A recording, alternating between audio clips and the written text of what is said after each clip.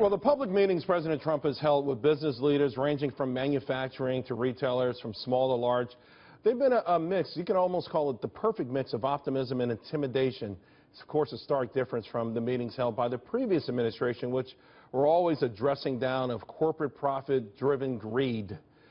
Ironically, though, the new populist tone of this nation actually expects corporations to earn less money as they reshore jobs and spend money building plants and factories in America. Now, I get it that when all the stars align, the idea is that a higher paid workforce will spend money on higher priced quality items that will make up for the hit to the bottom line.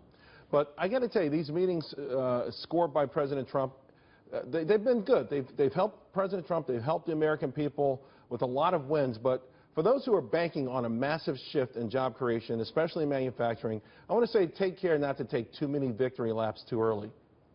Consider Intel calling the White House to promote a factory that had already promoted under President Obama. Consider General Motors announcing that it will invest $1 billion in America. Well, heck, they invested $2.9 billion last year. Consider the amazing photo op Boeing got when President Trump came to roll out the latest version of the Dreamliner, yet that company announced that it was laying off 8% of its commercial airline workers in December, even as it hiked its dividend and says it's going to buy back $14 billion in stock.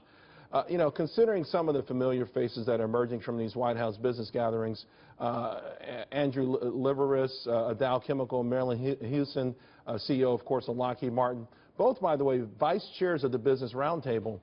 The same Business Roundtable that played a critical role in creating NAFTA, now being asked to dismantle it or circumvent it in other trade deals that they were involved in. The same Business Roundtable that generates the majority of their profit growth from global tentacles. These CEOs, well, they've been around for a long time, and they're pretty wily at playing the public relations game. It's their job, and by the way, their job is to bolster the bottom line, period. So I know we're going to see a lot more ribbon cuttings, more than ever before, but that doesn't mean that there's a real or impactful concessions being made by these guys. So I say yes, let's keep the excitement going, right? Keep the meetings going, but I do caution the White House not to be duped with cosmetic changes and a whole bunch of ribbon-cutting ceremonies. Joining me now to discuss, Susan Solovic, a business expert.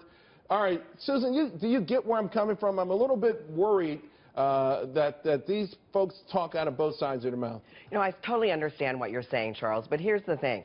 I spent most of my corporate career in marketing, and this is a marketing spin. That's part of the business game. And there's no one more masterful at marketing than Donald Trump. I'm sure you would agree with that. And I really don't think anybody's going to be pulling the wool over his eyes. The other thing is, I think it's naive to believe that these corporations are going to suddenly turn into benevolent nonprofits, because they actually have a fiduciary duty to return a reasonable return on investment for their shareholders.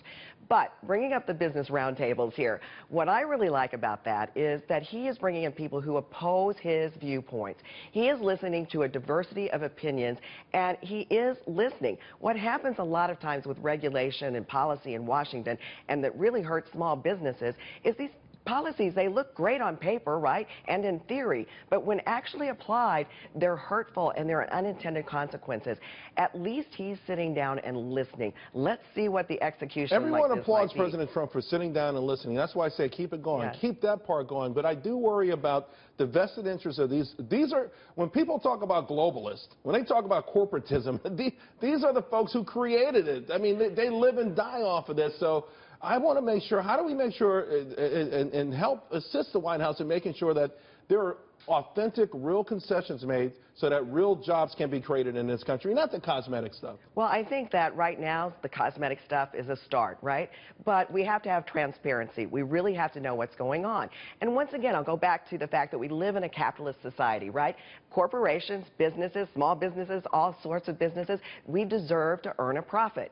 But by keeping the focus on these businesses, we're going to hold them accountable. And that's what President Trump is going to do. By gosh, if you're going to reap the rewards, you're going to also invest in our country. Reap the rewards of being able to be an American company, right? Yes, exactly. Let me ask you real quick about the small business angle. Are you happy with what you're seeing so far with respect to potentially lower taxes, getting rid of these regulations? the impact that it will have on small business? I am very excited about it. Obviously, small business optimism is at an all-time high almost. So I think it's very exciting. I think when the president was speaking to CPAC today and he said, you know, we're going to do away with 75% of the regulations, that's been strangling small businesses, suffocating us. And that's why you've seen the entrepreneur. Yes. Oh. That was music to everyone. Still want to hear more specifics about the tax reform, All right, though. Susan Solovic, thank you very much.